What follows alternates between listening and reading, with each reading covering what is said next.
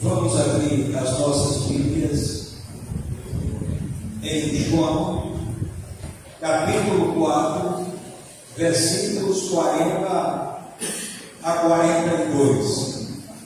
João, capítulo 4, versículos 40 a 42. Pois ter com ele os samaritanos, rogaram-lhe que ficasse com eles, e ficou ali 2 dias. E muitos mais creram por causa da palavra dele. E diziam à mulher: já não é pela tua palavra que nós cremos, pois agora nós mesmos temos ouvido e sabemos que este é verdadeiramente o Salvador do mundo. O tema da nossa reflexão nesta noite é extraído exatamente desse texto que nós acabamos de ler: o Salvador do mundo. E em várias situações, Jesus mencionou o seu objetivo, o seu plano, a sua missão para o mundo.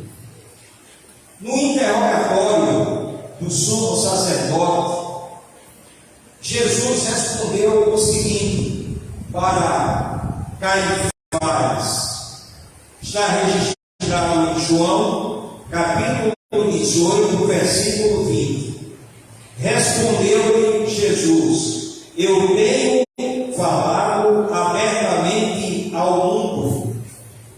Eu sempre ensinei nas sinagogas e no templo, onde todos os judeus se congregam, e nada falei em oculto. Mas nós queremos destacar aqui o que Jesus diz, expressando a palavra mundo. Eu tenho falado abertamente ao mundo. E mundo aí significa o quê? As pessoas, todo mundo, todos os seres humanos, todas as oportunidades. Jesus falou do plano de Deus para o mundo. Uma certa ocasião, os guardas foram mandados para prender Jesus. Está registrado em João capítulo 7, versículo 46. E eles retornaram e disseram o seguinte: responderam os guardas: nunca homem algum falou assim como este homem. A fala de Jesus era diferente. A fala de Jesus impactava. E, voltando ao texto João 18, 20, ele diz: eu tenho falado abertamente ao mundo. Em Mateus capítulo 24, versículo 14, Jesus falando a respeito do fim do mundo, quando os seus apóstolos perguntaram quando seria a segunda vinda e quando se daria o fim do mundo, ele disse o seguinte, Mateus capítulo 24, versículo 14: e esse evangelho do reino será pregado no mundo inteiro, em testemunho a todas as nações, e então virá o fim. Mais uma vez, a palavra mundo, não apenas significando as pessoas, mas significando o plano de Deus para toda a humanidade, não apenas para Israel, mas mas para o mundo inteiro. Novamente Jesus usando a palavra mundo, repetindo Mateus 24:14, e esse evangelho do reino será pregado no mundo inteiro, em testemunho a todas as nações, e então virá o fim. Depois que Jesus ressuscitou, ele falou da nossa missão, e mais uma vez ele usou a palavra mundo. Marcos capítulo 16, versículo 15. Marcos capítulo 16, versículo 15. E disse-lhes: ide por todo o mundo e pregai o evangelho a toda criatura. Novamente Jesus usa a palavra mundo, agora depois da ressurreição, falando da nossa missão: ide por todo o mundo e pregai o evangelho a toda criatura. E eu costumo dizer que o maior centro missionário é a nossa casa, é a nossa família. Não adianta nós nos preocuparmos com o vizinho quando nossos parentes estão indo para o inferno. Então as famílias é o maior centro missionário. E veja bem, ide por todo o mundo. O mundo começa na minha casa, na casa do irmão, na casa da irmã. Então o mundo começa dentro das nossas residências. Ide por todo o mundo e pregai o evangelho a toda criatura. Novamente a palavra mundo. Vamos agora para João 3,16. E aí Jesus falando no diálogo que ele teve com Nicodemos. João capítulo 3, versículo 16. E o que é que Jesus diz?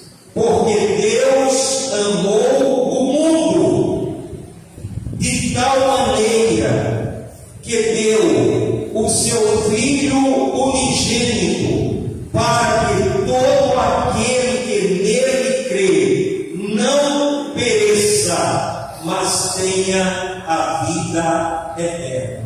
Novamente, em uma conversa particular, Jesus e Nicodemos, ele apresenta o mundo, porque Deus amou o mundo de tal maneira que deu o seu Filho unigênito, para que todo aquele que nele crê não pereça, mas tenha a vida eterna. João 3,16. João Batista, quando ele viu Jesus, ele também mencionou o mundo. Está registrado em João capítulo 1, versículo 29. João Batista, o que é que ele diz a respeito de Jesus? João capítulo 1, versículo 29. No dia seguinte, João viu a Jesus que vinha para ele e disse: eis o Cordeiro de Deus que tira o pecado do mundo. Novamente a palavra mundo mencionada. E aqui nós temos a missão de Jesus.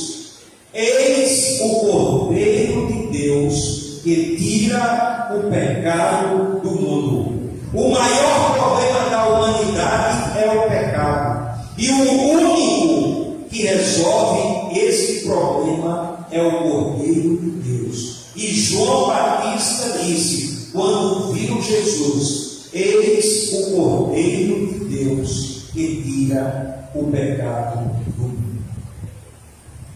E por último, nós vamos ver a experiência de Jesus com a mulher samaritana. Jesus pediu água a uma estrangeira. E ela observou aquilo, dizendo: como sendo tu judeu, me pedes de beber, que sou samaritano. Porque os judeus não se comunicavam com os samaritanos. E depois, enquanto aquele diálogo, a mulher foi falar para os samaritanos e pregou, disse tudo que Jesus tinha falado a respeito dela e do diálogo que teve com aquela mulher. E depois, o que fizeram os samaritanos? Está registrado João 4, 40 a 42. Indo, pois, ter com ele, isto é, com Jesus, indo, pois, ter com ele, os samaritanos rogaram-lhe que ficasse com eles, e ficou ali 2 dias. E muitos mais creram por causa da palavra dele. Dele quem? Jesus. Ele, Jesus, pregando para os samaritanos. E depois da pregação de Jesus, o que é que os samaritanos dizem? E diziam à mulher: já não é pela tua palavra que nós cremos, pois agora nós mesmos temos ouvido e sabemos que este é verdadeiramente o Salvador do mundo. Então, quando nós falamos de Jesus, quando nós falamos do mundo, quando nós falamos que Jesus é o nosso Salvador, está resumida nessa frase: verdadeiramente o Salvador do mundo. Em cada situação, Jesus falou focando o mundo. Em cada situação, podemos tirar as lições, Jesus falando e respondendo para Caifás. Podemos tirar a lição de Jesus falando para os apóstolos a respeito de sua segunda vinda e do fim do mundo, e ele falando a respeito do mundo, falando a respeito da nossa missão, ir por todo o mundo e pregar o Evangelho a toda criatura. Ele falando sobre o plano de Deus, falando para Nicodemos particularmente, mas focando o mundo, porque Deus amou o mundo. A missão de Jesus, João Batista dizendo: eis o Cordeiro de Deus que tira o pecado do mundo.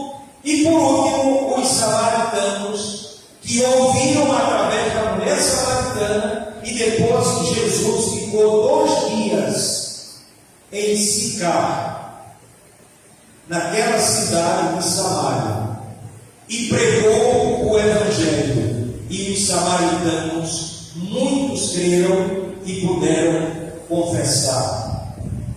E diziam à mulher: já não é pela tua palavra que nós cremos, pois agora nós mesmos temos ouvido e sabemos que esse é verdadeiramente o Salvador.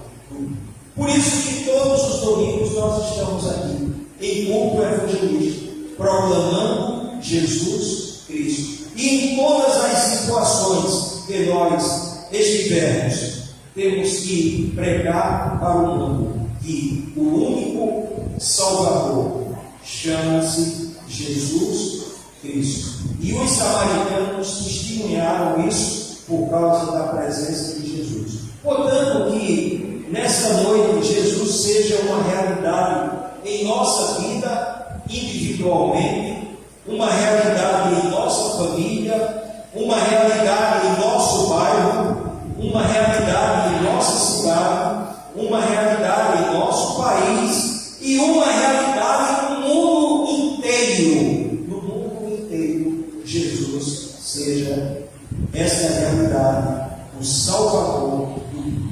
Portanto, que Deus nos abençoe e que estas lições possam ter lugar em nossas mentes e em nossos corações. Amém. Amém.